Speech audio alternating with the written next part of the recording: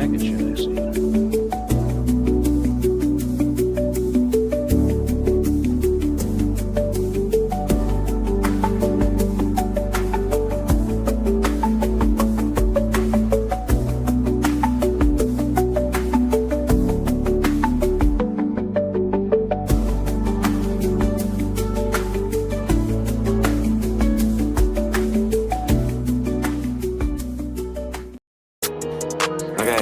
Okay, they just here for years, it's the Mizzle show. Always checking in, cause you know we love sports. Hey, they just hit 100 subs, it's time they get some out. Hey, yeah, just two brothers, yeah, y'all.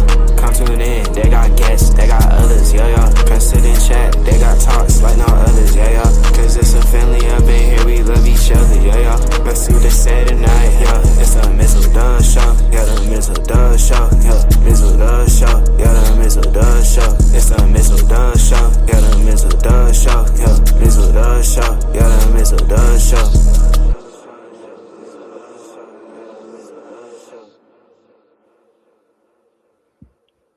Well,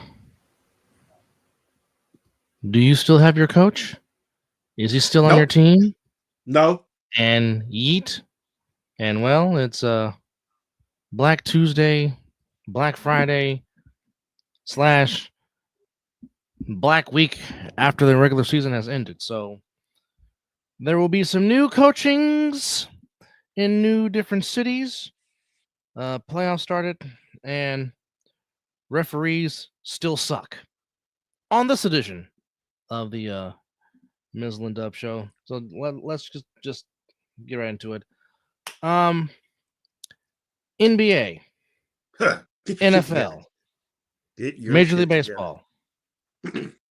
I don't need you to tell me the next day that we messed this up.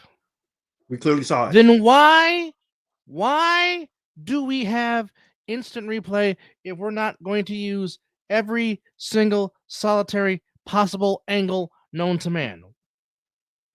Then why have instant replay? For who? For what? Why? I don't know. But even when here's the thing, even when they do use instant replay, they still get it wrong. I mean, what are you looking at? Now, we probably wouldn't be as bitter per se if we weren't Warrior fans. But because it involved our team last night. Damn right. Now again, that is not the single solitary reason why the Warriors lost by a point to the Clippers last night, because they couldn't make a fucking basket. They couldn't make a basket. The Warriors did a lot of good things and did a lot of things right last night. They played tremendous defense. Only had 7 turnovers the whole entire game. Kept forcing turnovers. But they just couldn't hit the side of a barn. Hence why they lost by a point. But that obvious goaltending that was not called leads you to a 1-point loss. Now, again, that's not good morning. Or good afternoon, wherever you may be. That's not saying that it's the reason why they lost. But no, it's it accounts to them losing because you take away 2 points from them. Yes. So, which leads your head coach to showing off some passion. That was a lot of passion. Which led to great commentary by Snoop Doggy Dogg on Peacock. And by the way, Snoop Dogg is fantastic for sports. I mean, we all know the boxing. He's very great at the boxing. Lord. But he had some good points on last night. I enjoyed listening to Snoop. It was great. A breath of fresh air. They can kick Reggie Miller ass out of there, but Snoop was okay. I still watch Fitz and Kalina because if they're on... me too. Yeah. Me too. You know, but it was good. They need to get Snoop Dogg on more commentary. And we always do this when we do our show, when we see that we have a plethora of people watching us. And thank you for wherever you are watching us. If this is your first time to the show, please make sure you subscribe and catch us anytime we come on. Tell a friend, be a friend. And hope we entertain you. But again, 103-102 was the final score. The Warriors have lost 8 straight playing the Clippers in either Los Angeles or Inglewood. Damn. I know. Tough to say, but the Clippers are playing a lot better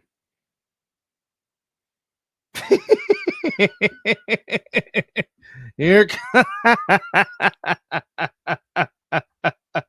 Brandon already coming in hot. Well, as long as Cliff Kingsbury stay away from my team, he's a better offensive coordinator than he is a head coach. That's just my opinion. Well, again, when you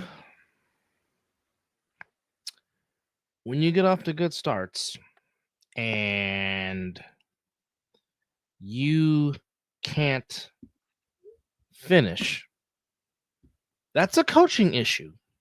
Absolutely. Because, I mean, he had some pretty good teams in Arizona.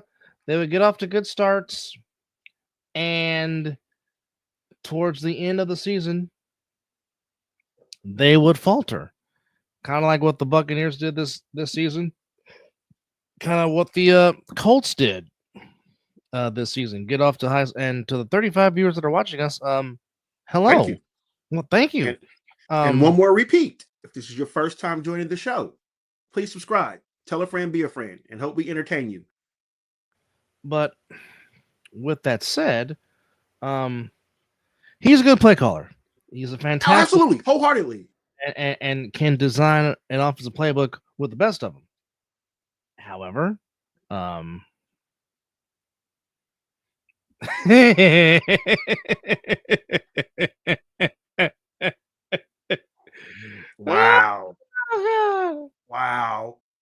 Come on, I think Jaden Daniels is going to be a fantastic quarterback. I mean, you just can't. Injuries happen, but I don't think he's going to be an RG3 type quarterback. But damn, Brandon, you're coming in with the heavy blows already. He is coming in with he's coming in with the fire. He is spitting hot fire, if you will. Dylan. Yes, indeed. But just to go over, well, obviously we know. Well, some of that. Well, I mean, some of that's on the offensive lines. I mean, I mean, when you are a mobile quarterback, these things unfortunately will happen. Yeah. As much as I love Steve Young, it happens.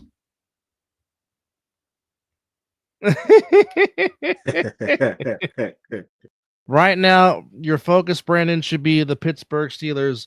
Yes. This upcoming Monday night. That's where the focus should be right now. Is focusing on sitting out Aaron Rodgers. That should be the focus right now. But I mean, realistically, well, I mean, Steve Young said it best. If it's out, if I can get the first down, I'm gonna go for it. It's the nature of the game. The statue quarterback is over. The way these offenses are being set up and how fast these defensive ends and linebackers are getting, you're going to have to get a quarterback that can at least get out of a situation. I mean, there's no more standard quarterbacks. I mean, Aaron Rodgers is getting old and he's moving slow, but he still get out the pocket a little bit. Yeah. But the standard issue quarterback is getting outdated. Like with the RPOs and stuff like that, they're going to want quarterbacks to be mobile. Never truer words, never spoken. But real quickly, let's just go through the carousel. We know that the Tennessee Titans will need a head coach. We know that Brandon, I get it. But again, who in the NFL right now is a pure pocket passer? Nobody. Maybe Joe Burrow. I mean, but he does get out the pocket a little bit. Yeah, he can step in or do the two-step when he needs to. But I mean, there's no legitimate true standing in the pocket, take the hit passer anymore. That's become. Oh, I got one. No, not Rodgers. Rodgers moves. He moves. I have one for you, Kirk Cousins. Okay, he may be the last of the Mohicans. Okay, but everybody else, mobile. Well, that's what I was saying. Phillip Rivers is what I was saying. That yeah. Talk about your statue. But the man played on 2 torn ACLs. So the man forever has my respect. Joe Flacco. Joe Flacco's the other one.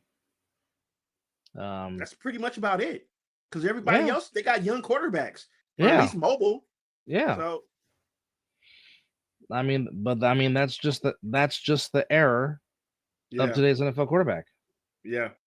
All right. Like I said, RPO changed everything. So right now, we had talked about on the last show that Matt Ryan possibly might be joining the Falcons front office. That's a fantastic move. Right now, the latest is he is interviewing to become the Falcons' president of football operations. So there you go. One of the greatest Falcons of all time seems to be. Justin Tucker is a kicker. He's probably talking about he would have made that kick in that loop. Oh, okay. Well, I don't know. Well, possibly. You never know. But kicking in that stadium is hard. Yes. And then supposedly there was holy water on that side of the end zone. So there you go. Holy water. That's what I heard. Also, we know the Atlanta Falcons, who let Raheem Morris go out the 2 seasons, will be looking for a head coach. Mm-hmm. This is already going off here, according to Adam Schefter. The Falcons will speak with former Browns coach Kevin Stefanski, who is a former 2-time coach of the year. Of course, who just got fired by the Browns. Yes. He's interviewing. Also, Seahawks offensive coordinator and probably the most sexy candidate, Clint Kubiak, will be interviewed. And Dolphins defensive coordinator, Anthony Weaver. That's according to NFL Network's Tom Pelissero. So there's out there. Of course, you would expect Clint Kubiak to be one of those guys, considering what he's done with Sam Darnold. Obviously, we know the Raiders need a new coach. And obviously, he has made it very clear he does not want Cliff Kingsbury anywhere near his organization. So, I mean, there it is. So, here's what we know so far. Titans, Giants, Falcons, Browns, Raiders, Cardinals will all need new head coaches. Now, here's the irony. With the exception of the Falcons, because I think the Falcons fired both the GM and the head coach. Yes. Okay. Yes, you're correct. But the Giants maintain their GM. The Browns maintain their GM. Spytech will stay on as Raiders GM. Fantastic. And the Cardinals maintain their GM. So I think those are right moves.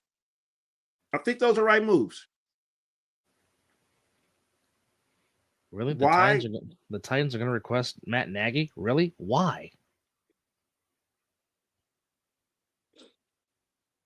Well, in the Falcons thing, I think that was the right move for them. Completely wipe it down, start over from fresh.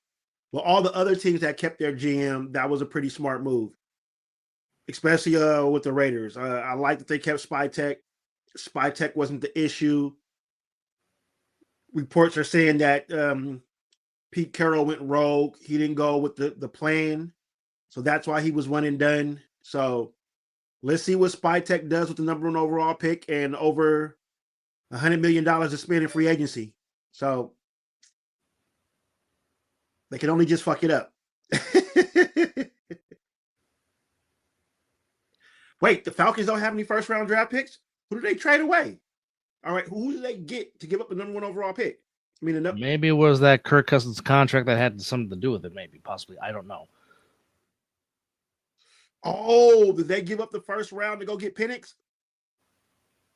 Possibly. Okay, so the only 2 teams that are looking for a GM and a coach will be the Miami Dolphins and the Atlanta Falcons. Do you think the coach is going to come in and the GM is going to come in and fire McDaniels? Well, I mean, you know how this works. GM wants their own guy. So, I mean, Mike McDaniels could be a sitting duck. And Lord, I can hear my fan base right now. Bring back Mike McDaniels, the coach's staff. Oh, God, why? I do like the guy from the Rams. Yes. Now, is he OC?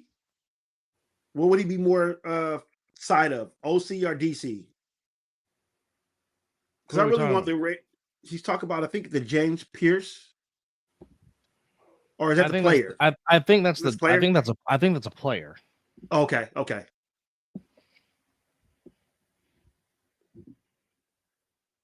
But I'm sure. Well, I mean,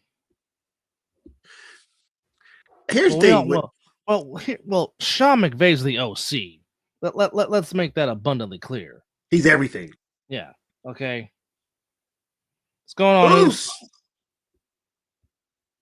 I know Oos is just waiting to hear those magical words. Todd Bowles is Toilet fired. Bowles. No, get it right. Toilet Bowles is fired. That's what he's waiting on. That is exactly. And then the Hallelujah song will be played. Yeah, the Hallelujah chorus will be played in Tampa, Florida.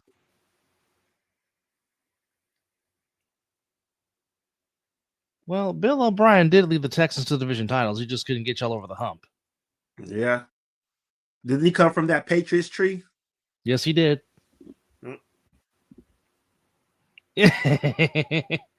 As expected. Yes, indeed. Toilet Bowls. I remember the first time Oos said that on the show. I damn near died. He was like, "Oh yeah, that's how we're feeling. That's how we're doing it." But that's just the way the cookie crumbles. Yeah, I mean, what more can you say? But I mean, NFL teams don't have the patience. No. It's like win now mode. Yeah. I mean, which is hard. Which is hard because, again, you know, there's no continuity, as you always say. There's no stability, as you always say. I mean, I know some people in my fan base want John Lynch fired, but why? I say, well, they're mad because they didn't make a deal at the trade deadline. But my thing is, okay, like some people wanted Bradley Chubb. I don't know Bradley Chubb's contract situation, but my thing is, okay, you want to risk all that for a rental. And if you don't win it, well, guess what? You get nothing for that rental that you traded for. Absolutely. And plus, I think because of the backlash of what happened the first time, when Jed York was out there talking about, we win with class, make me accountable, hold me accountable, I think Jed York does not want to go through that bad PR again. Now, again, John Lynch has done some good things and not so good things. I mean, hasn't every GM have done that? True. Name a GM, excuse me, a GM that's been 100 each time he made a move. True. And please miss me with that Howie Roseman shit. He even made some bad moves. Yeah. But I think in the case of Lynch, some people in the fan base are mad because, I mean, realistically, outside of Nick Bosa, he really hasn't hit on first-round draft picks, which that's a fair argument. Even though, and again, I will die on this hill. Unfortunately, they could not develop Trey Lance because, again, when Trey Lance got drafted, they had a ready-to-win-now roster. And thus, and like you said, it was a COVID year. Yeah. Really didn't get time to... Yeah, he didn't get time to develop. Now, I'm not taking away anything that he's contributed to the crew, but if we're being honest, Bo's gameplay for DC is outdated beyond the multiverse. Oof. Well, yeah. His DC job served its purpose in Super Bowl 55 when he had Patrick Mahomes running for his life. Yes. Which made Mizzle very happy, even though he was like, yes, damn it, that's another ring for Brady. But greatest of all fucking time, right? Greatest winner, not GOAT. Because again, if you're a GOAT, you don't lose to Eli's baby brother twice, and you don't lose to a backup quarterback in the Super Bowl. You're not a GOAT if you do that. Now again, that's my rule. Because again, and switching sports, because when it comes to basketball, people stop with Jordan because Jordan went 6-0 in the finals, which is true. Bill Russell. However, Bill Russell's got more rings than fingers. Robert Ory has more rings than Michael Jordan. But we're not calling Robert Ory the GOAT. And Mr. Russell has every reason to be the GOAT. But everyone stops with Jordan because he went 6 for 6. And like I always said, you can have more rings than me. But if my number under that L column says 0, you know what? Screw you. Because I never know what it's like to lose in a championship game. You do. So, or never made it to a game 7. No. Never made it to a game 7 in the finals. Although he never swept in the finals. The earliest he ever clinched was 5, which was his first title against the Lakers. But not. Yes, folks, Michael Jordan has played in game 7s. He never played in game 7s in the finals. So let's be crystal clear on that. I was just saying the finals. Yes. Be clear. He never played a game 7 in the finals. And damn it, Luce, you're right. They don't practice. No. Well, please. As we have said on the show many times, if you want to know why non-contact tissue injuries keep on happening, it's because, as U said, they don't hit in pads in practice anymore. Now, some of that is because the players of the past were crying and complaining. We don't do the training camp. We're doing 2-a-days in 90-degree weather. Fuck that. You get paid millions. Get your ass out there and play football. First off, you weren't having these many torn ACLs back in the day when we were kids as you do now. Why? Because their bodies were used to it. Why? Because they were getting hit in pads in practice, boys and girls. 2-a-days.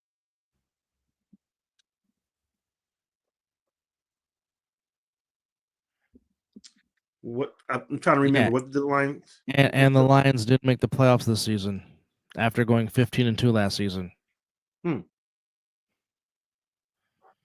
But my point is, these NFL players' tissues are softer than Anthony Davis.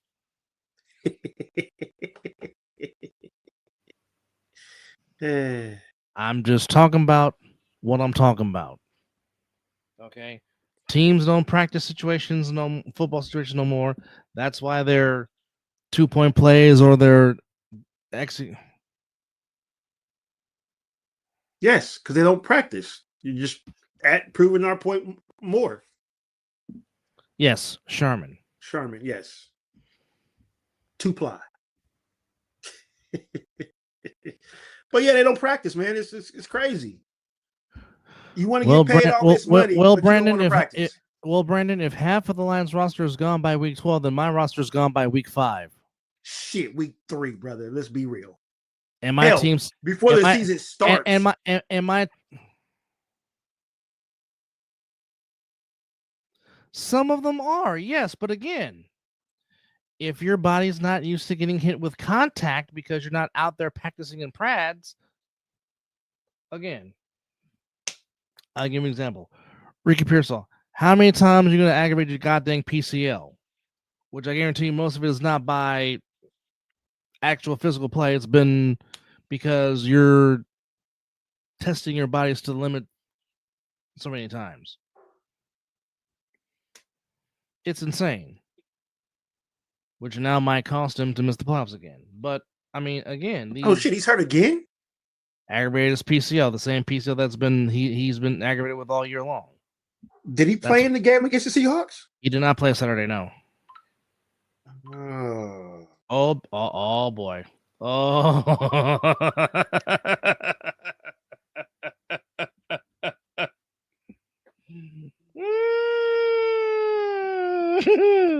So where's the lie? Where's the lie? Oh, baby. I think all teams need to do what the hell they tell. That's pretty good, Brandon. But Ooze coming in with the big facts. It's too much information. Yeah. Maybe they need to teach the 49ers better because injuries like Dre Greenlaw seems avoidable. Well, that's your strength coordinator coach too. Well, he's hardly played in Denver, so right now, he hasn't done much for the Broncos. Now, Hufanga, who has been injury prone in his career, has actually played a majority of the season in Denver, Colorado. Yeah. Enough about the Elways. Well, they got the number 1 seed, so I mean, and even the secondary logo has been mentioned with your team also. I don't know for what, but Vance Joseph? Yes. No. He's like, no. He's like, no, stay away. I've seen it before. Vance Joseph, didn't he coach the Falcons? No, the Cardinals. Okay. No. No. He was head coach of the Broncos, then went to DC, the Cardinals. Okay. So he never roamed the sidelines of the Falcons? As a head coach, no, I don't think so. Okay. But I don't want him, period. No. Just because he coached in the division. Well, again, I mean, these players stay in shape all year round long, and they don't give them time, and they don't give themselves time to rest. I also think that plays a part. Yep. They're always in constant training. Yeah. Don't let the body heal. Yeah. Sometimes your body needs to rest. Well, also, the NFL doesn't help with adding more games and playing a Sunday game to turn around and have to play a Thursday night game. Again, that's crazy. They need to go back to what they did back in the 1993 season, which they gave them 2 bye weeks. Because if you're going to add these more games, and you have heard your players say, we don't want to play on turf, we don't like Thursday night football, but yet what do? You ignore everything. You ignore the people that are making you your money. Yeah. You say it's about the players. You talk about the integrity of the shield, but yet the people that are making your money are telling you what they want. But it's no. You go play on Thursday. No. You go Friday and Saturday now. Yeah. Well, I mean, the Saturday games didn't come till late in the year, but it's like, dude. And you wonder why you keep getting sued by former players, and you wonder why you keep paying out, money to add to their pension. You wonder why. You're abusing them. Yeah. So don't talk to me about it's all about the players. It's the integrity lead when you ain't got no damn integrity. Yes, Roger Goodell, I'm talking to you. Because if you really gave a damn about what your players think, you would tell every NFL mandate, hey, natural grass starting now. Well, no ifs, ands, or buts. He'll know the owners are giving the big 2-finger salute because he works for them. Yeah. They don't work for him. Yeah. So I don't think that will be a topic of discussion. I mean, he might bring it to the table, but they'll shoot that shit down quick. It seems like the only way you're going to get grass in your facility if you're building a new stadium. Well, the hell with AstroTurf. Oh, I agree. Man, remember when the Seattle had it? Oh, that flubber turf? Pop said that stadium was horrible because he went out there to go watch the Raiders play. He said it was horrible. When he went to the Kingdome. Yeah. Yeah. Cracks in that motherfucker.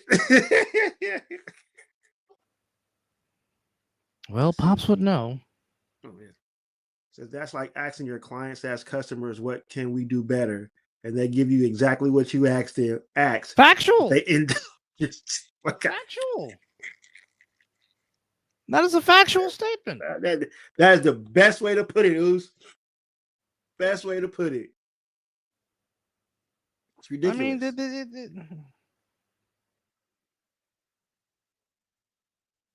but how be ever? What do we know? Yeah, we don't know a damn thing. Nothing at all. However, We are excited. Well, first off, I totally forgot. I didn't know it was last night's game, but the FCS or Division Two National Championship game was an absolute dandy of a football game, and the missed extra point came back to bite It always Illinois does. State in the end, as Montana State not only scores a touchdown but kicks the game-winning point, and they win their second national championship in their history by a final score of 35-34. Good game. I didn't see it either. Totally, like you said, totally forgot about it. Totally forgot about it. I'd have damn sure had it on the laptop. Yeah. But Montana State defeats Illinois State in a tremendous game. But again, anytime you have an extra point blocked or you miss it, it seems it always comes back to bite you. Oh yeah. The points matter. We even seen that in the A7. Yeah. Championship points matter. Yes. Well, I mean, just go back to Sunday night. Yeah. Chris Bosworth missed the extra point on a knuckleball. Ravens have a chance to win it. They missed the field goal. Yes. Oh yeah, of course we are. Yes. We watch everything, Brendan. Yeah. Or try to anyway. Nothing, it's pretty much nothing that we don't watch. But I don't want to say fate is on their side, but it looks like fate is on the side of the Miami Hurricanes. I'm just talking about what I'm talking about. You know who up there asking for the favors right now. you know who. Indeed. He's like, did you hear what my brother just said? Well, you knew what he just said. He said if Miami wins, he is going to buy a championship T-shirt. I need that to happen. Well, it could be Indiana versus Miami. It could be Indiana versus the U, which would be a heck of a matchup. It really would. That offense against that defense. Yes. Yeah, that would be pretty spectacular. But I mean, heck, the Fiesta Bowl, Lord knows if I did not have to work, I would make the drive up there to Glendale to watch Miami and Ole Miss at the big toaster that is State Farm Field. Yes. Which is very intriguing. And then, of course, Indiana, Oregon, the rematch. Right, Office. Right? Is it to say that it was a game. And that's a shame because Oregon's a good team. But again, it's hard to beat a team twice that you didn't see. Absolutely. And the fact that Oregon got embarrassed at home, which going into Autzen Stadium in Eugene is not the easiest place to win. You don't do that. Indiana did. And this being a true neutral site game in Atlanta in the Peach Bowl, I mean, it wouldn't be disappointing for fans in Eugene and for Mr. Philip Knight, but I mean, Indiana has been the darling story all season, simply because, as we know, Indiana, for most case of purposes, is a basketball school. When you think Indiana Hoosiers, you think basketball. And Robert Montgomery Knight, aka Bob Knight, the general. You don't think about you don't necessarily think about the Indiana Hoosiers football program, but the last 2 years, Indiana has made tremendous strides in their football program. Now, hence the reason why they extended the coach they have. They're like, brother, you ain't going nowhere. Now, granted, NIL does have a lot to do with this. Oh, yeah, that transfer portal. Yeah, but I do agree with what Coach Saban did say. Do it during the offseason, not in season. Now that I agree with 1,000%. Yeah, that makes sense. You want to transfer, fine. Do it during the offseason, not during the regular season. Yeah, that's kind of, and you get to play immediately too. That's kind of, I don't think so. Yeah. Yeah, I like that. Well, gone is you have to sit for a year like it used to be, like the old school ways. If you transfer, you have to sit for a year. Exactly. We're not going for that now.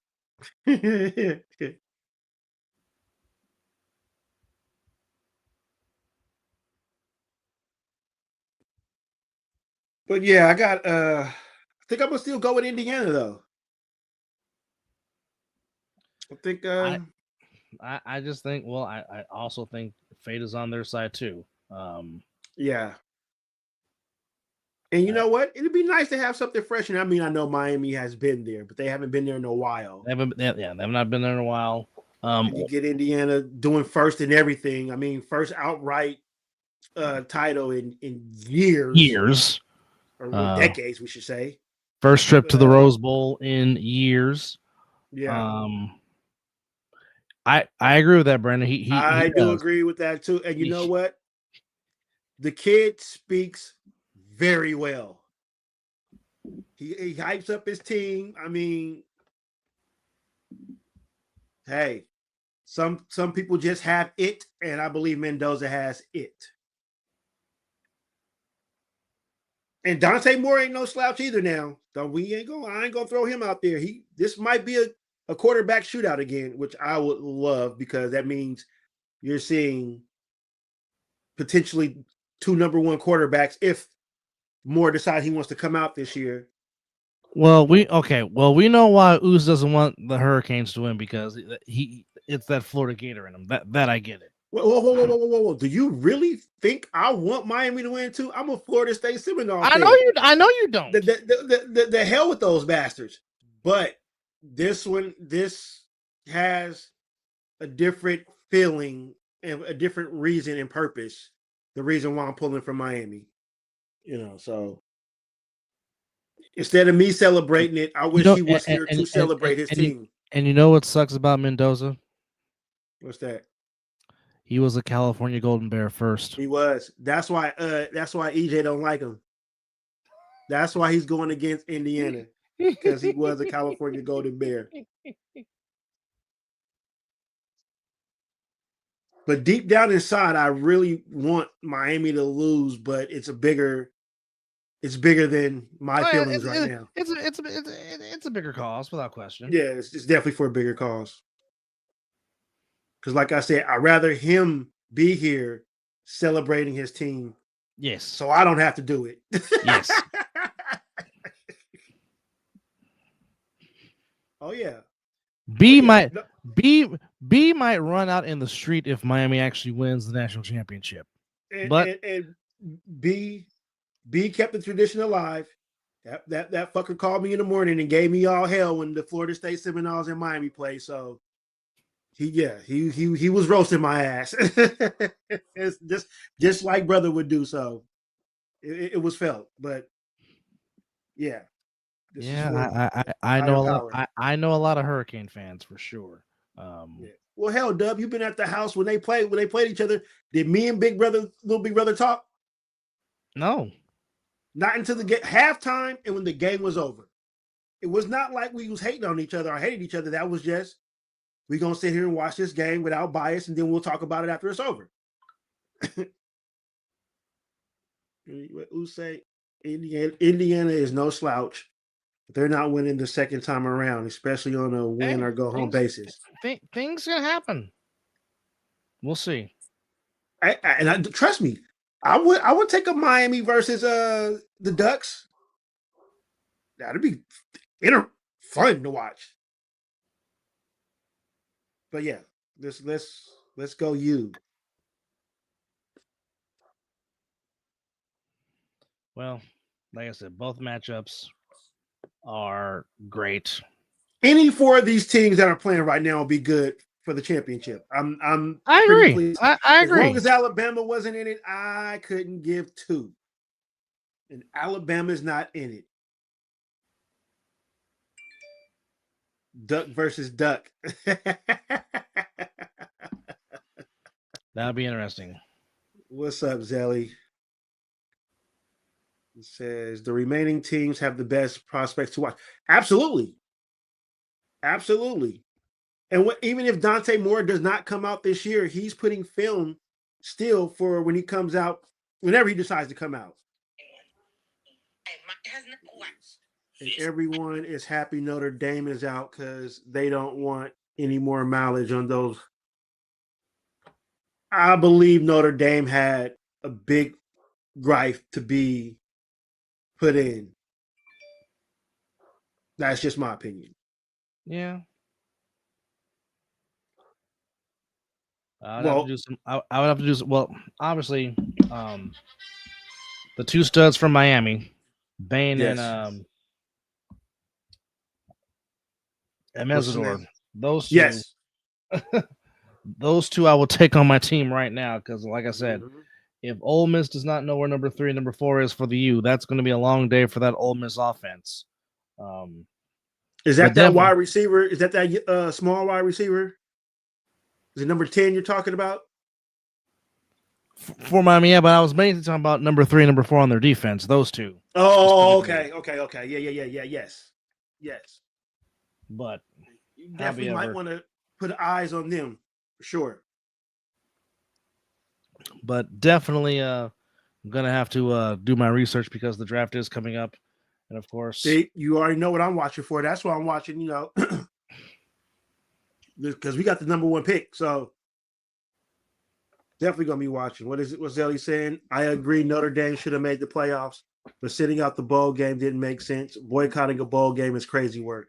Well, I mean, if you have the right, if you have a belief right. in if you have a belief in something, I mean, I'll put it to you like this: when Florida State got screwed, even though they won their conference, a lot of them chose to boycott the Orange Bowl, and it sucked because it was my Bulldogs taking on Mizzle Seminoles.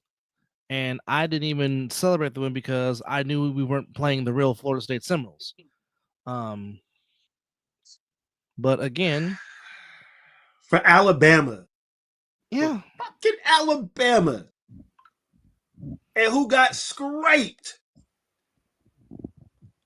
which is why I enjoyed every single thrashing of Alabama in the Rose Bowl by Indiana. I enjoyed it very thoroughly, much so.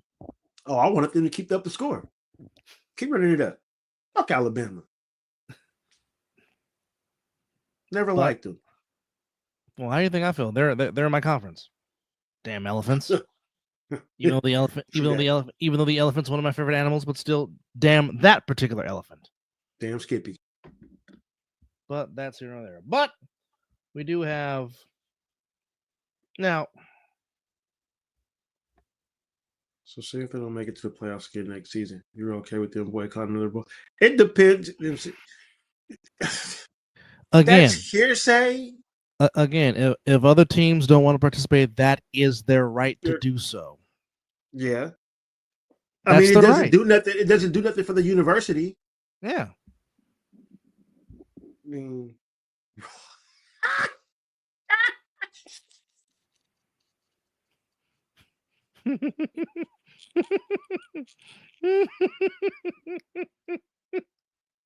oh, baby. Now, I have to cheer on Alabama. I don't want D'Amico Ryans or Will Anderson to be unhappy. They're in the NFL now. They should be worried about chasing Lombardi. Absolutely. But I know absolutely alma mater ties run deep. I get it. I understand it. Now, to these fans that are talking about, well, the Panthers shouldn't get a home game because they're under. Again, you get rewarded for your division by getting a home playoff game. Okay. Division play of the NFL began back in 1970. 56 years ago. 56 seasons of division play in the NFL. That's good math. Up until 2010, when the Seahawks did it first, you did not have an under 500 team win the division. Okay? Yes, it's happened in more recent times than the previous 50-plus years that I've mentioned. But in 56 seasons, this hasn't been we're going to complain about something that's only happened 5 times. And guess what? 2 of those previous 4, the under 500 division winner won their wild card playoff game. They did. 2010 Seahawks. Yes, finished the season 7-9. Beat the defending champion New Orleans Saints with the Beast Quake run in Seattle, where Marshawn told Tracy Porter, I'm from East Oakland. Get off me. Hold it. All right. 2014. the Carolina Panthers, who are division champions at 8-9, beat an 11-5 Bruce Arians coached Cardinals team. That was a good team at that too. Okay. The 7-9 Landover football team gave the eventual Super Bowl champion Buccaneers hell in that playoff game. It was not an easy win. So don't be fooled by the records. Again, 5 times in a 56 season span has a division winner not been over 500. Why? No. There's nothing wrong with the rule. And here's another thing. The Rams had a chance for home field. They were the number 1 seed. Their loss to the Panthers and them blowing a 16-point lead against the Seahawks is the reason why they're on the road going back to Charlotte, North Carolina to play the Panthers again. So I don't want to hear it. You win your division, the least you get is at least one home playoff game. And plus, every season is different. Every division is different. Yes. That's just the way it is. You make the use of your 6 division games, and if you win your division, you get a home playoff game. So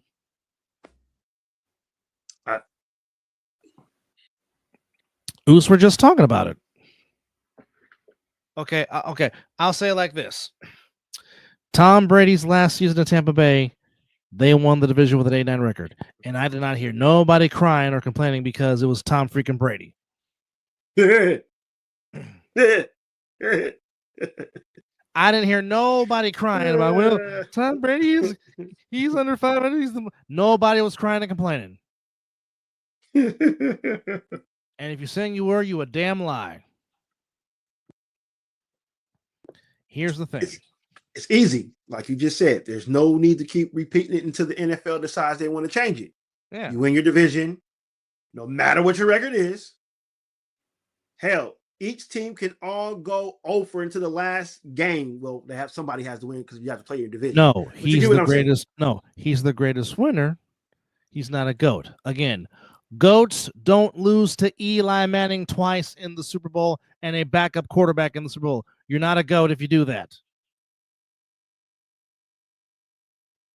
Eli was a 500 quarterback for his whole damn career. And Brady lost to him twice.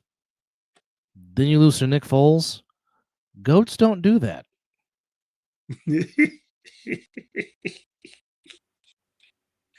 GOATs don't do that. And Eli trolls them every single time they see each other. Hey, it is so funny. And Tom Brady can't say a dang thing because he knows it's true. Didn't he do it at the ESPY Awards too? Yes. So I don't care. Yeah, Brady, you got 7 rings, but Eli is your daddy forever. Put that shit on everything. With some red hot on it.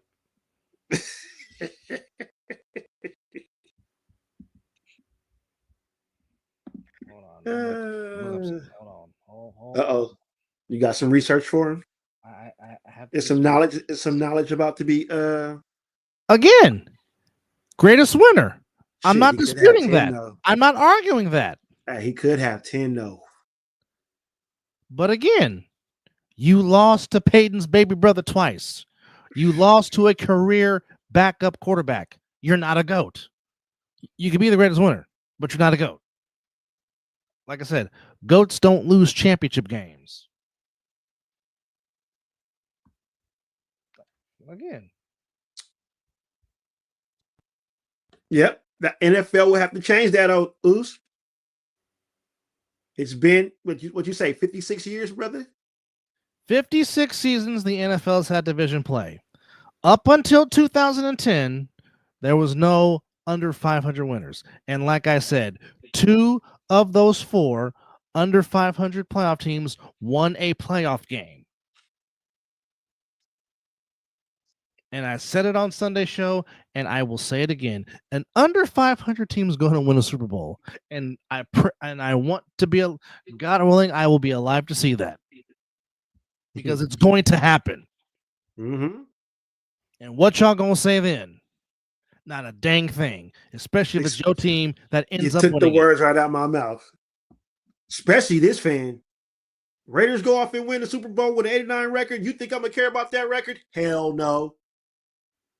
I'm getting all the merchandise, and you fuckers are gonna hate me for a whole year.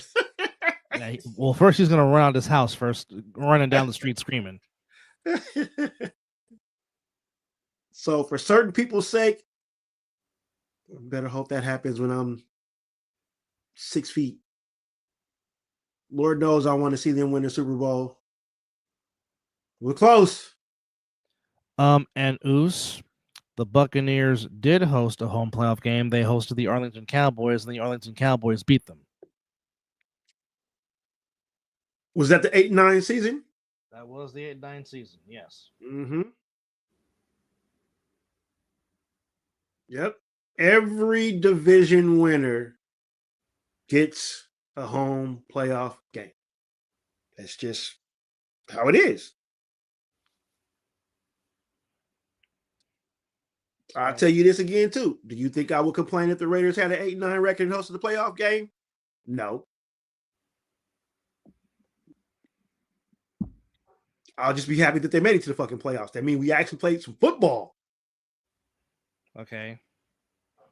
And for those saying, do it how the NBA does, the NBA don't care about division titles. Never have, never will.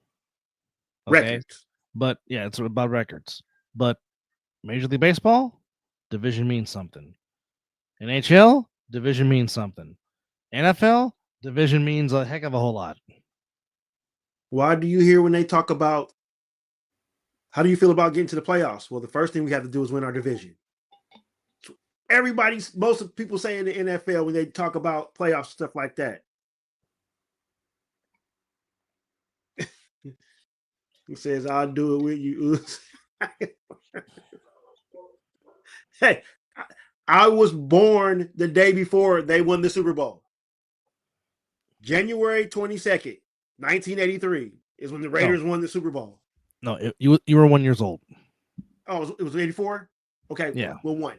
Yeah, 83 season, but the Super Bowl was playing 84. But yeah, you were literally 1 year, 1 day old when Al hoisted his last Lombardi. So and Dad was doing the fist pumping for you. Yes. So you damn right.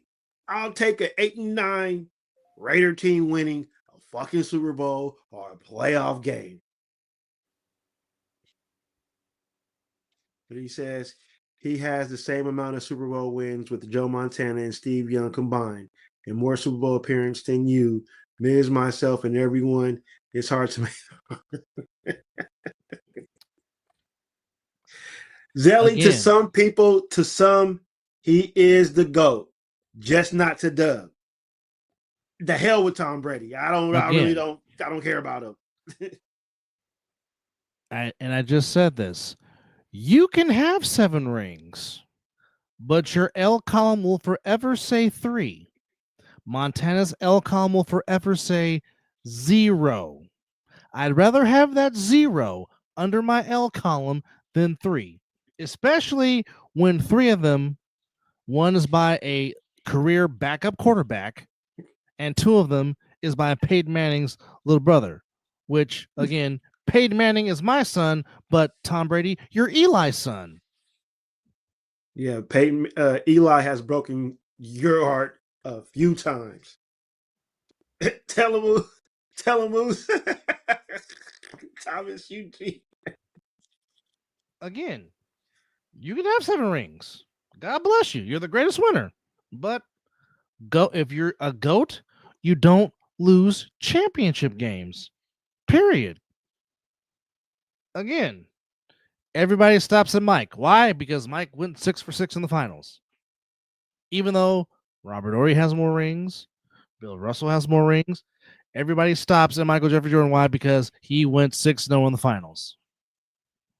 There's no getting around that. Okay?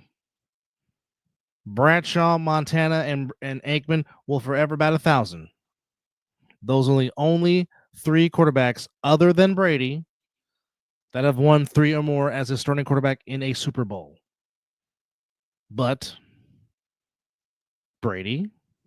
Montana, Bradshaw, and Aikman are a combined 11-0, which is 4 more than Tom's 7-3.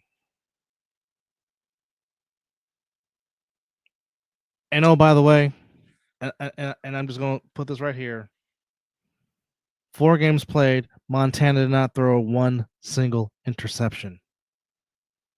Name me another quarterback that has played in at least 3 or more that has 0 interceptions in multiple Super Bowls. It's okay. I'll wait. And even if I wasn't a 49er faithful, I would say the same exact thing.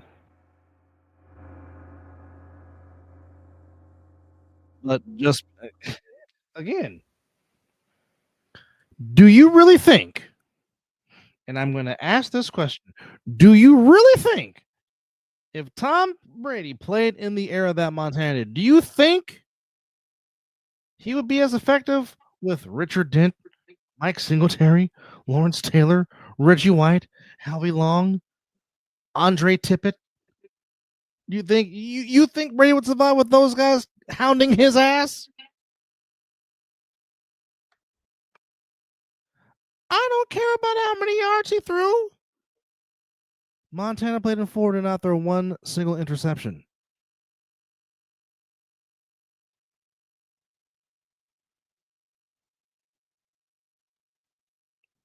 So, like I said, you can throw all the stuff out there. You can throw all the records that Brady has set in a Super Bowl. He still lost to Eli twice. He still lost to a backup quarterback. You're not a GOAT. You're the greatest winner in NFL history. Again, nobody's not taking away him having 7 Super Bowl rings, passing Charles Haley, who has 5. Not taking that from him.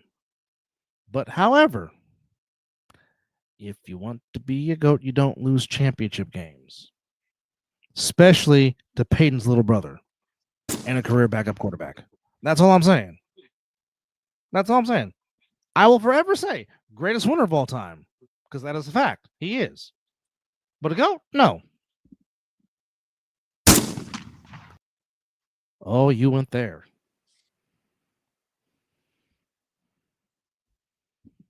He went there. Oh, my. Oh. Oh. Okay. Tom Brady is the reason why you can't hit quarterbacks no more. Zelly.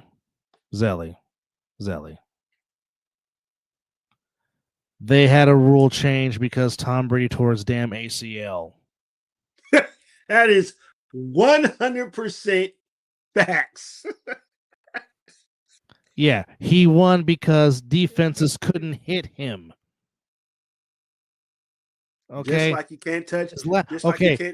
His last year in the league, Grady Jarrett, who was then playing for the Falcons, got called for an unnecessary roughness on a sack. It was a sack. And they would have lost that game. Sorry, Oos, but if it wasn't for that 15-yard penalty, y'all not winning that game. The Falcons was playing some damn good defense that game. So again,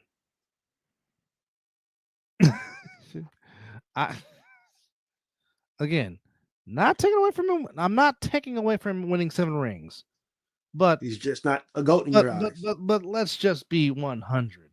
The NFL has watered down defense. You can't touch nobody right now.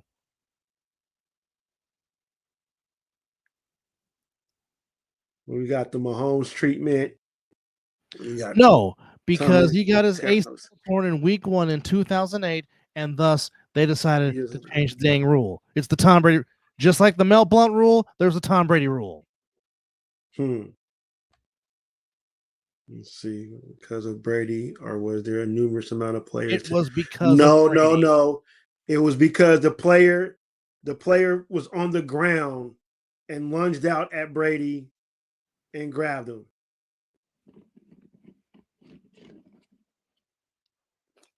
So it was the way he went down, not because of the ACL.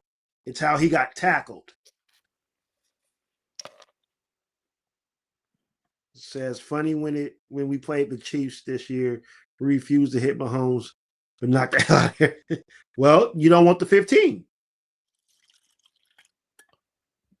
Like I said, you know when you know that you can't touch him, you tend to don't want to do that. Eli. Martavius.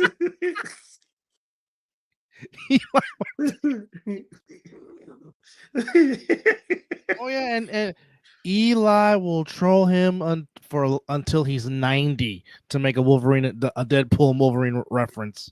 Yes.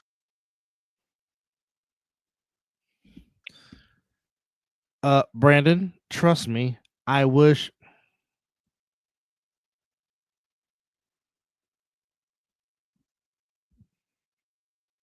Does not matter when. They changed it because of him. That's the bottom line. This is true. This is true.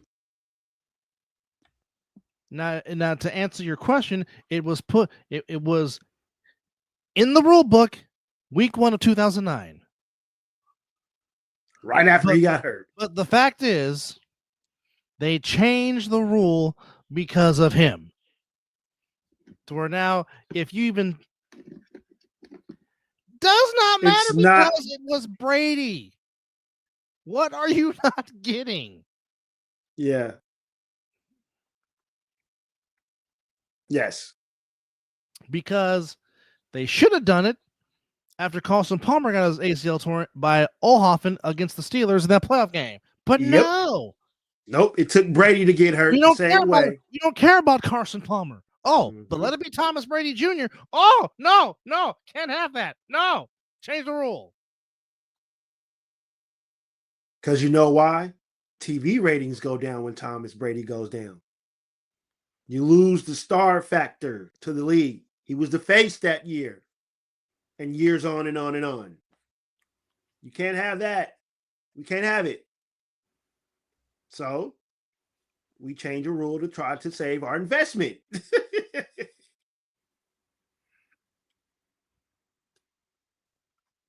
That's most quarterbacks also, Brandon. It's just not CJ Stroud.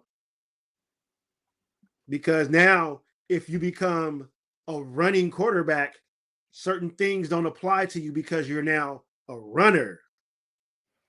And I promise you, if they make another rule change because Kermit the Frog tore his ACL, it just continuously proved my point of the no fun league. Yeah. Might as well put the doggone flags on them. Well, you for sure can't hit certain quarterbacks. And then, when you tackle the quarterback or you sack him, you have to sack him a certain way. Okay. He puts his pads on just like I put my pads on. I'm not dry humping a quarterback to get a sack. No. Because that's what the NFL wants now. Well, you might as well just do what they do in scrimmage games. Just touch them.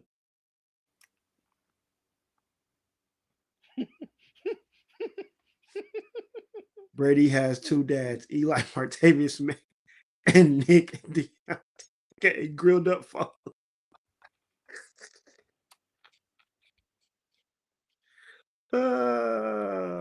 But I agree to how I see both sides of the Brady GOAT talk. To some, he's a GOAT, 7 rings, boom, got more rings than any other organization in the NFL. But if you consider yourself a GOAT, you got to be like Dub say. So it's like you say, tomato. It's just how you feel. I don't like Tom Brady. I have no problem saying he's the greatest winner of all time because he is. In the modern era of the National Football League, he's the greatest winner. Yes. I'm not going to argue that. I'm not going to argue that at all. But again, I'd rather have O under my L column forever than 1, 2, 3. That's just me. Okay, so here let me play devil's advocate to that thing. Okay. Kobe Bryant, GOAT.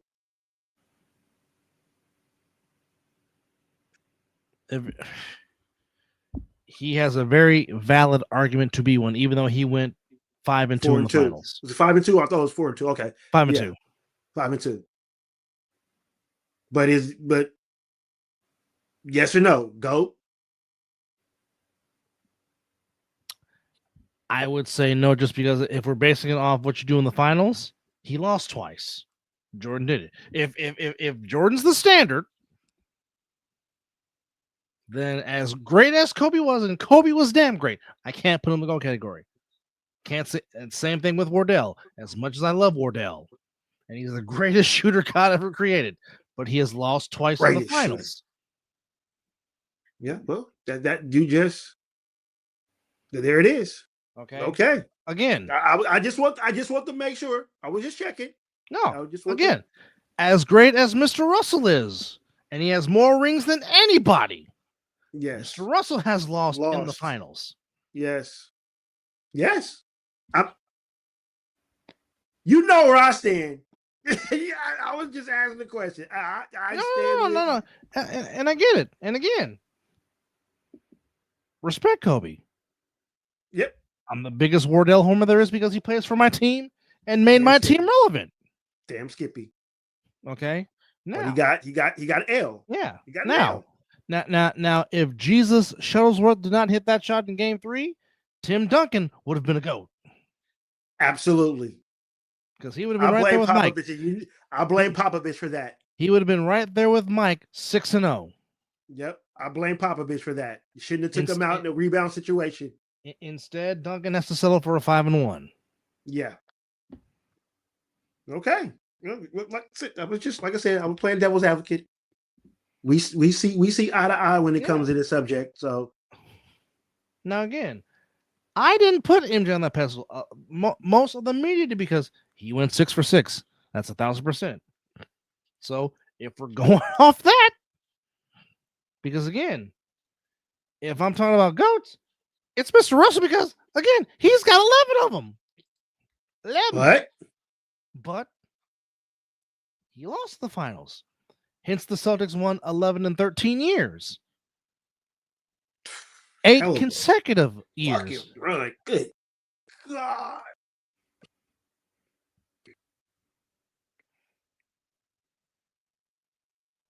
Yep. True. Absolutely. And it's hard. And it's hard for me to call certain people. And you have that right. And you have that right as a fan to say that. Okay. Mm-hmm. Like some people, like again, when they did this 100 NFL greatest of all time, and they put Jesus in cleats as number 1, you can make a very good case that Mr. Brown could have been number 1 as well.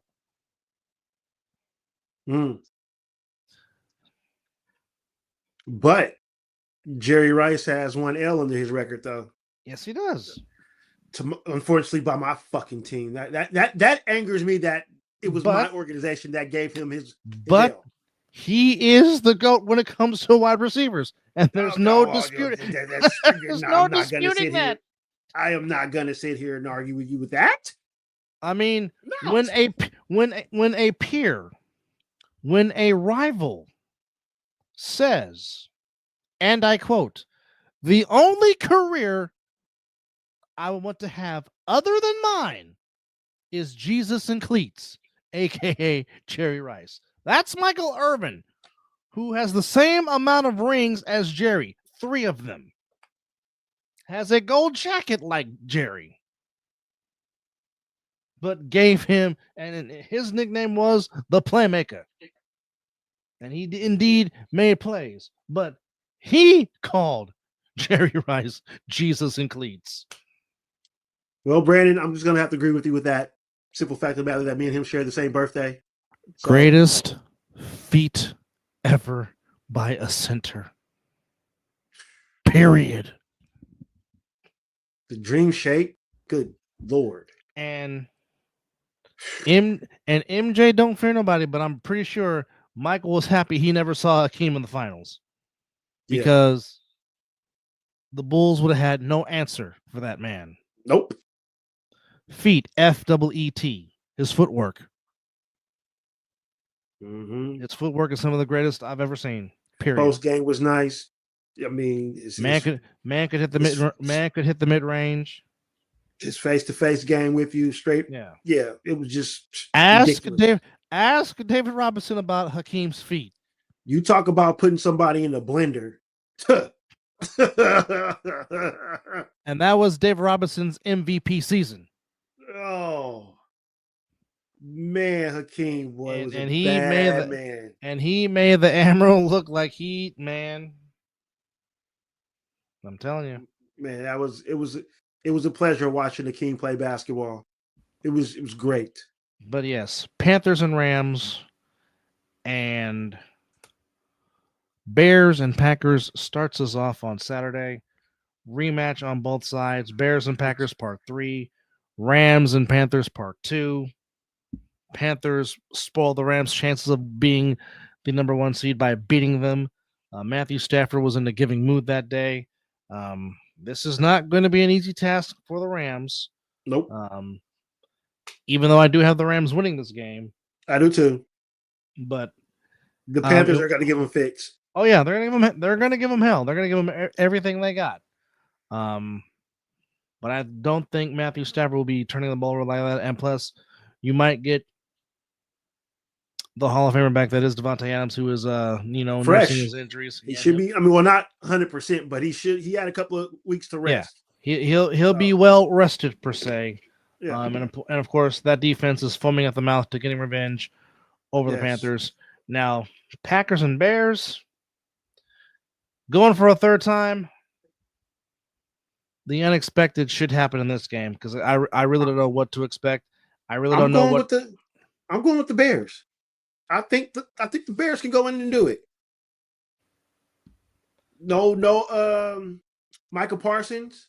No, correct. Not to worry about. I mean, correct. How healthy is Josh Jacobs? Yes, Jordan and Love that's going to be and that's going to be the big one. Which version of Jordan Love are you going to get? Because we don't know.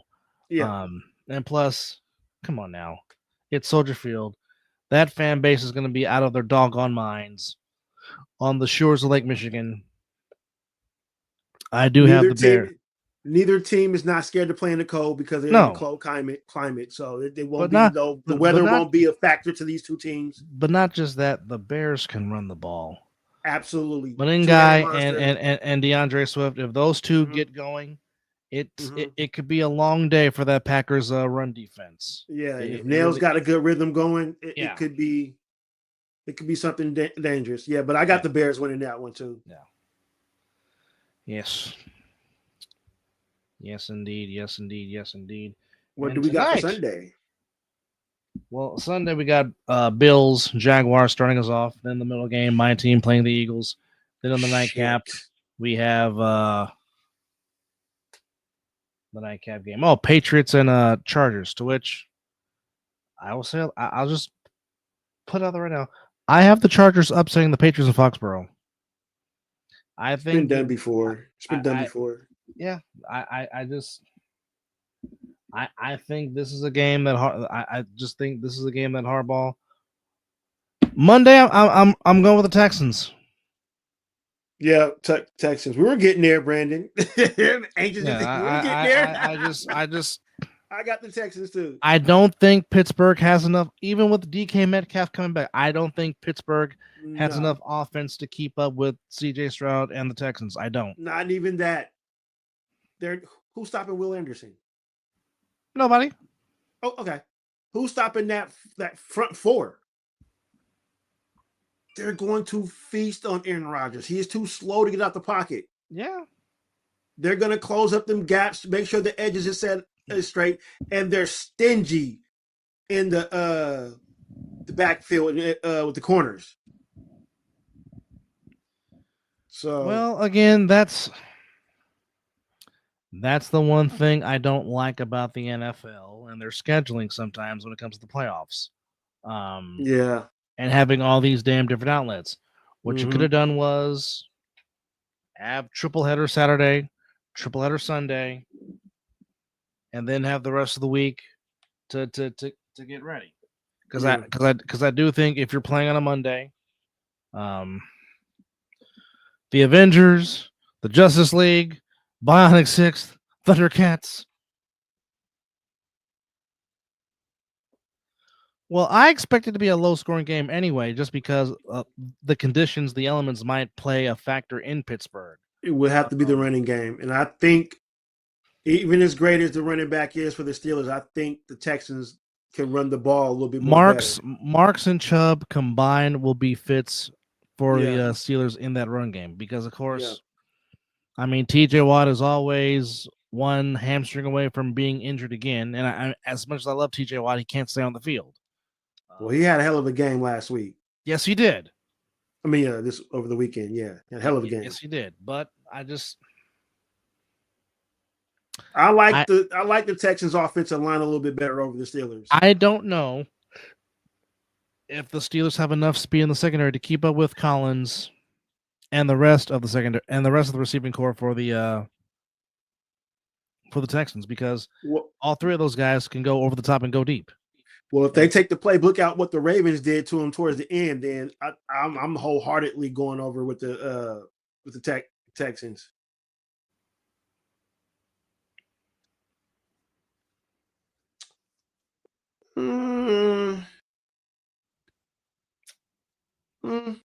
Okay. Yeah. Well, the towels will be waving. That's for sure. For sure. Oh, yeah, 100%. Like I said, Pittsburgh is not the easiest place to win a game at. So it's going to be cold. I mean, the Steelers will give them everything they got, but I just think overall the Texans are a better team, and I'm picking them to win. Same. No disagreement. Okay. So hold on. I got some comments. Hold on, as I'm going to read them. Angie, hello. 3 wings. Yeah. Who are you talking about with the 3 rings? If Marks gets a super chat.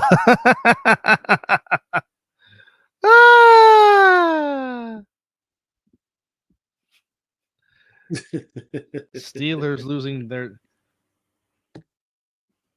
Well, yeah, if Freiermuth is hurt, that does hurt the Steelers. Oh, is he hurt? That I don't know. I did not read anything about Freiermuth. All right. Yeah, I haven't heard nothing either. ESPN or nothing like that. Ain't been no updates, but yet. Oh, okay. Okay, that one. Okay. He's hurt. Okay. Well, I mean, that does hurt the run game if he's not there to play. Washington is hurt. Okay, got it. Thank y'all. All right. Okay. Well, that can cause something. But I still think that, the Texans defense might be too much to overcome for the Steelers offense, especially Aaron Rodgers.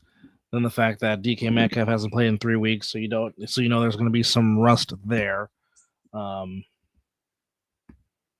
So I don't know. I just the Texans are, like I said, the Texans and the Jaguars, specifically from the AFC South, I think can make a run.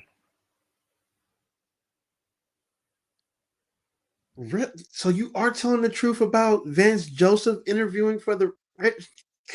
Why would I lie about that? I wouldn't lie. No. I know you. I know it's just it's a statement. Like, what the fuck, dude? Do we not understand hiring former Bronco head coaches? It doesn't work. The fuck. I would literally not watch the season. He's like, I do not want the secondary logo of the Broncos.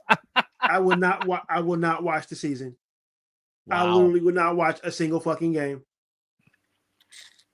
Not even against Santa Clara? Nope. What if y'all beat Santa Clara?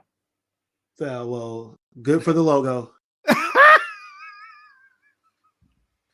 Oh, We're just going in the wrong direction.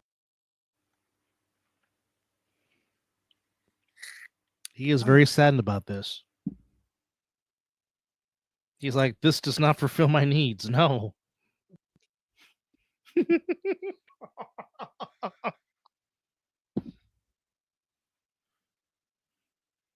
If I can get up and kick something, I would. But if I get up and kick something, it was just put my back in a worse situation than it is. But Vance fucking Joseph, are you kidding me? I'd rather them interview Raheem Morris. See, here we go. Here we go. Here we go.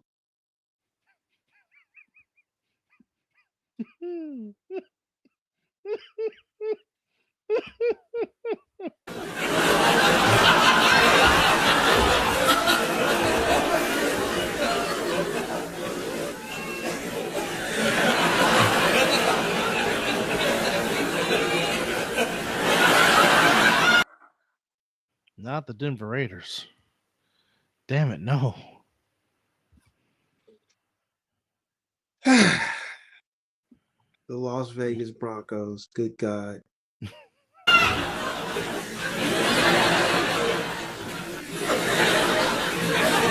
Just the last.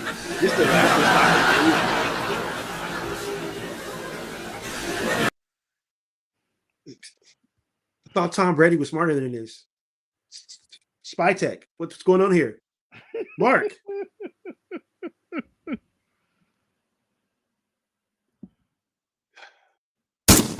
My sons can probably find a better coach than these jabronis. Oh my! In other words, he's not deeply moved. Not at all. It's I don't know.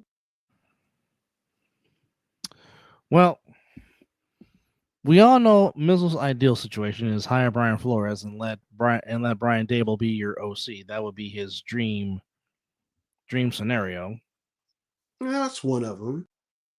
What's your other one? I wouldn't mind getting Clint Kubiak. Mm-hmm. You know, he's not. No, there's only one John Madden. I don't know what Tom doing. What are we thinking? Defense? Because if it's defense, yes, and that's the reason why. That's one reason why. And then if he brings who I think if the I mean, you know, everything is smoke and mirrors right now in rumors. But if the rumor is true that we're looking at Brian Flores and he brings Brian Dable, I would be fine with Mendoza and Moore if Moore comes out, because I know what Brian Dable can do with a young quarterback. We will be in good hands. I think we'll be fine. And like you said, we'll be a mean defense. I can't count how many times the Raiders actually brought a blitz. I take it out my fan base, and ain't the only one that would like Brian Flores. The battle of the pirates for Mr. Flores. I mean, no matter where he goes, I think he's going to be fine coaching. Miami gave him a short, like we talked about this earlier. Miami gave him the stick because he did not want to tank. The general manager, owners told him to tank, and he said, I can't do it. So they tried to get rid of that man for what? Detrimental to the contract or something. It was crazy. It's crazy. I'll take that any day. Oof. Well,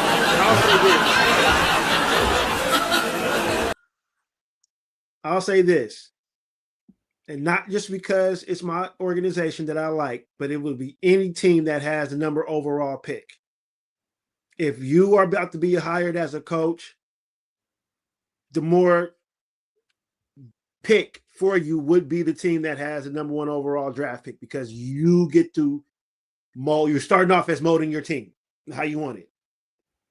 So, and that would be going for any team that would have the number 1 overall pick. I would say, like the Titans had it, I say the same thing. The more desirable organization would be the team that is picking number 1, especially if you get to bring in your whole staff and all that stuff like that. That's pretty much good. And when you have close to $120 million to spend in free agency money, that's and not a bad roster. I don't know. No team picked them up. No team picked them up. Whatever he did in that locker room, it spread it real quick. And you know how locker rooms get. That shit's sacred, and you don't do shit up in there. So he must have did something that really broke the mold. Now, if Light can get Kubiak as the OC and Flores as the DC, then Toilet Bowles can stay as the head coach, as I stated, since his goofy ass became the head coach. I don't know. I think if Flores can't get a head coaching position, I think he might just stay with the Vikings. It's pretty much probably head coach or better. Well, there's nothing better than a head coach than probably being an owner. But yeah, it's probably going to be head coach.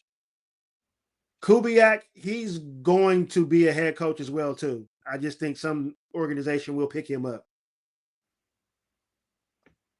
Now I can see Kubiak going to the Titans. Yeah. I mean, Cam Ward does need someone to work with. Yes. I mean, I think Flores will fit in with any team. Yeah, but if he goes to Atlanta, that defense gets a little stout. Yes. A little stout. Oh, yeah. It will get better. But I think Flores deserves another chance at another head coaching position with any organization. Yes. I just hope it's mine. It would be good for his needs. Yes. I just hope it's my organization. All right. Then I'll be like, you know what? We're actually doing something smart now. Okay. Yeah. Yeah. Yep. Mm-hmm. All right.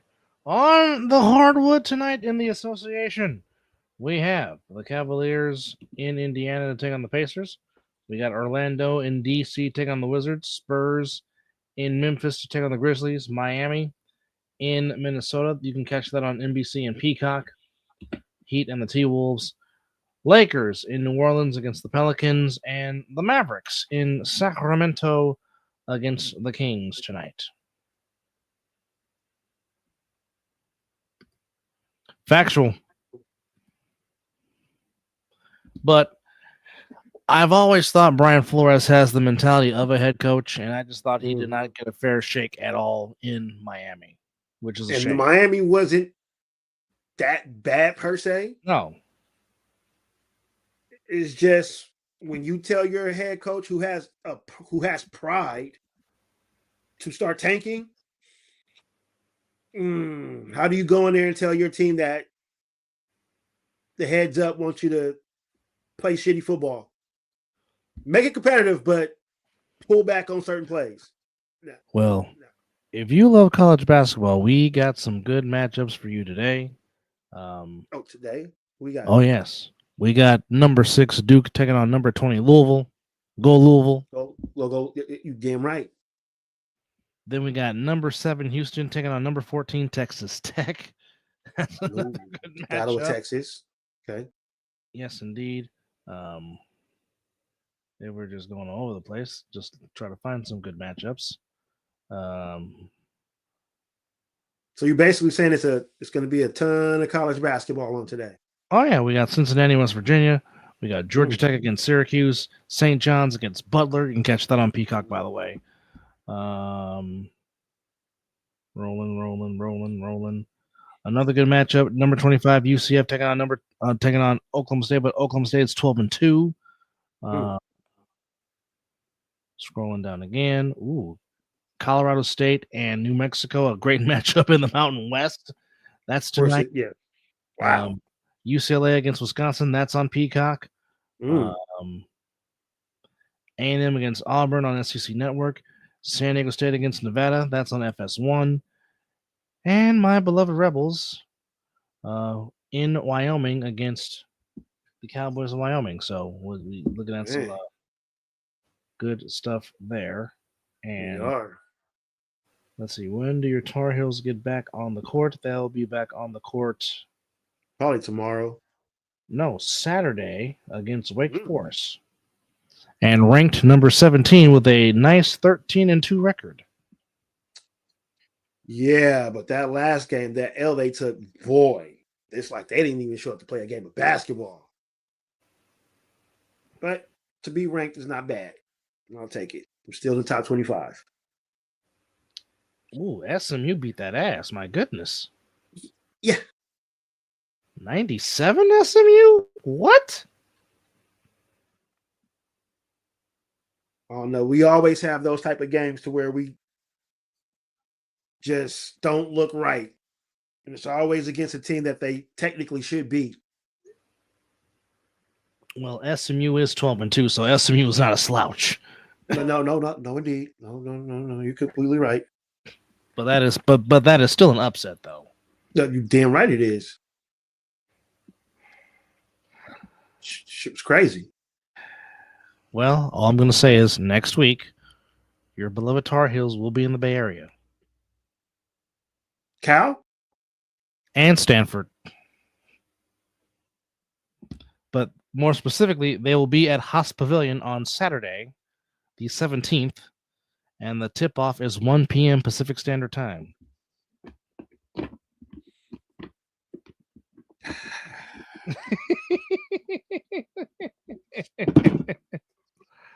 He's like, damn it. Hey, can't even get nobody to give me no tickets for my birthday. Well, I would say this. If I was there, I would force you to go. You wouldn't have to force me to go. Tar Heels. I'd be like, Galen, you're driving. Yeah. We'll get there in 2.5 minutes. They don't sell alcohol. Well, I can't drink anyway, so never mind.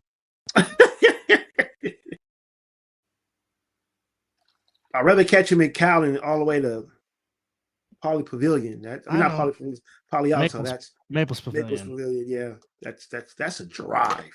No. Oh, trust me. I mean, I've never driven to Palo Alto, but I've ridden to Palo Alto. Let's just say it's one of the greatest naps I ever took in my life. Yeah, that drive is pretty deep. Can't Uber that far either. That's a big ticket. and that was for church when I went to Palo Alto. Mm. Yeah, I've been to a Stanford game before, and that drive was, like you said, you can fall asleep. Oh yeah, big time.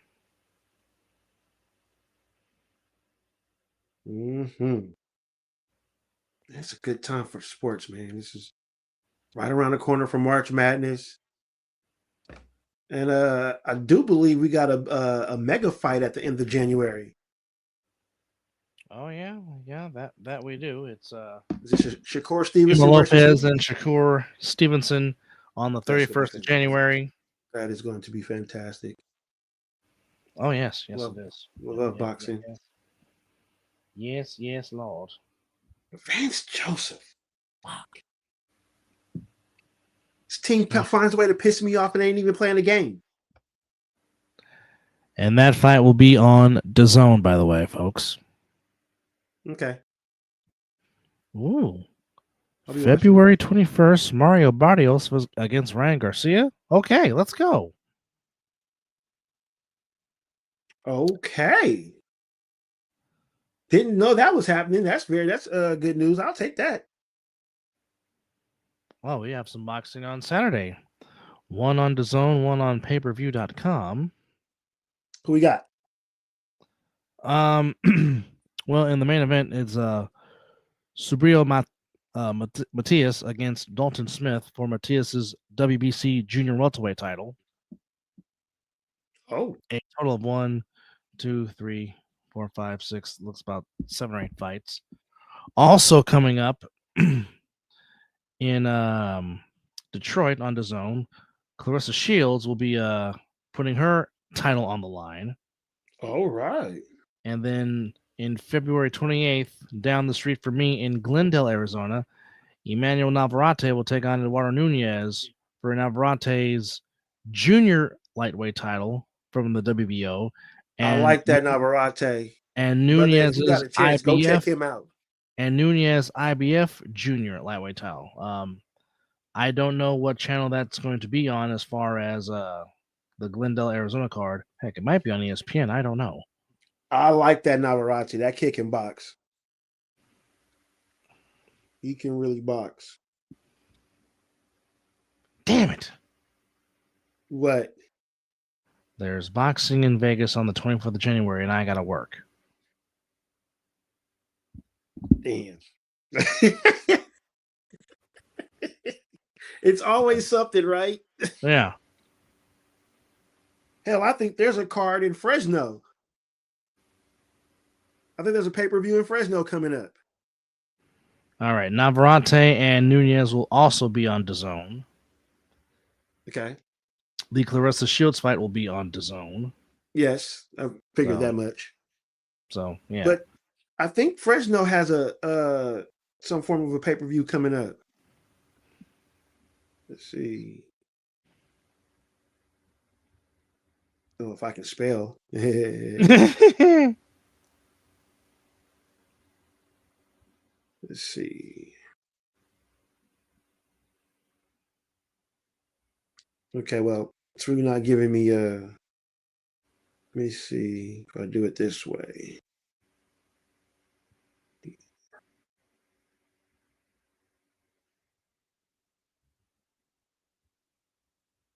Let's see. The save, yeah, I think it's something at the Save Mart. Oh. It's Mart not Center, giving me, yes. It's not giving me any dates on anything. Dang, but I swore I thought I saw something that was supposed to be out there. But well, we got this year is supposed to be pretty good with boxing. So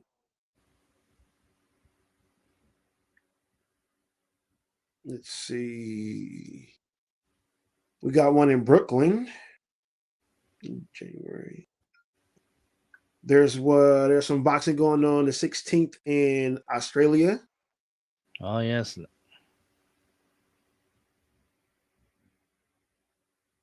Yep, you said the 24th in Vegas. We got England. Dadgummit. Now what you got to miss? AEW's coming to Vegas. You don't say. At the Palms. Ooh. What's that? Oh, that should be a Saturday, right? Oh, you work Saturday. It's on a Wednesday. Oh, yeah. Well, yeah. Well, man, you can trade a shift with somebody. No, I mean, I can put in for time off. Especially if you want to catch the boxing. Oh, no, that's too soon. It's too soon. So go catch AEW, man. Shoot. Yeah, I gotta see my guy Fresh Squeeze. Yeah. Exactly. Yes. Definitely got to see that man right there. Oh, yes. Yes. I don't got time for this shit. I'm going to sleep.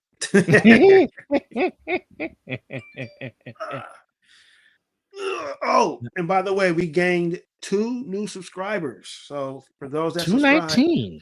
All right. Yes, sir. We're at 219. Appreciate y'all for chiming in and joining us. For it is very good. Appreciate y'all, and hopefully you guys are entertained, if you will. Indeed. But with that said, it's about nap time for me. But don't forget to check out the My Shopify merch where you get your Mizzle and Dub merch. Again, all 17 KD proceeds go to him. All number 10 forever. or Really Well shirts go to our nephew Declan Mason. For those are the main purchases, we appreciate it. Yes. So hopefully you guys find yourself some gear and be entertained and all that good stuff. And appreciate y'all for joining us on 373 where coaches get fired. Referees still don't know how to ref. No, not at all. Oh, wait a minute. Now, before we go, I forgot one more thing. The ice. On the ice tonight. Do our beloved Sharks play? They do against the Columbus Blue Jackets. Golden Knights in Winnipeg against the Jets. Canucks in Buffalo against the Sabres. Stars against the Hurricanes. Oose's beloved Tampa Bay Lightning at home against the Avalanche. Ducks in Philadelphia against the Flyers. The Devils of New Jersey in Long Island to play the Islanders. And the defending champions, the Panthers in Toronto, Ontario against the Maple Leafs. Nashville in Edmonton against EJ's beloved Oilers. And the Bruins in Seattle against the Kraken. That's your action on the ice tonight. And the Sharks are at home at the Tank against the Blue Jackets. So there you go. And just for spoiler, the newest teaser trailer for Avengers Doomsday is on the Marvel YouTube page and Instagram page. Shit. Well, it's called a teaser for a reason, but the newest teaser is up as the countdown to Doomsday continues. So with that said, for Mizzle, I'm Dub. Thank you for watching number 373 of the Mizzle and Dub Show. We appreciate y'all.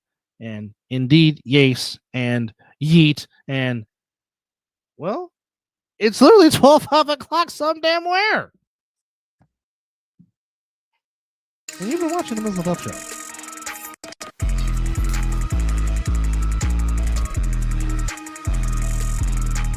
This is good. So is water. Yeah, water's very good. So is orange juice.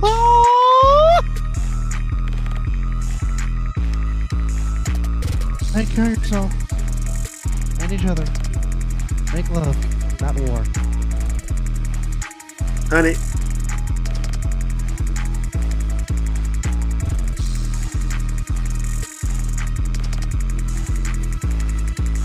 No scrambled hard eggs. You stop it right now. Yes, they are. Very much yes. For real, yeah, that is that. Yeah.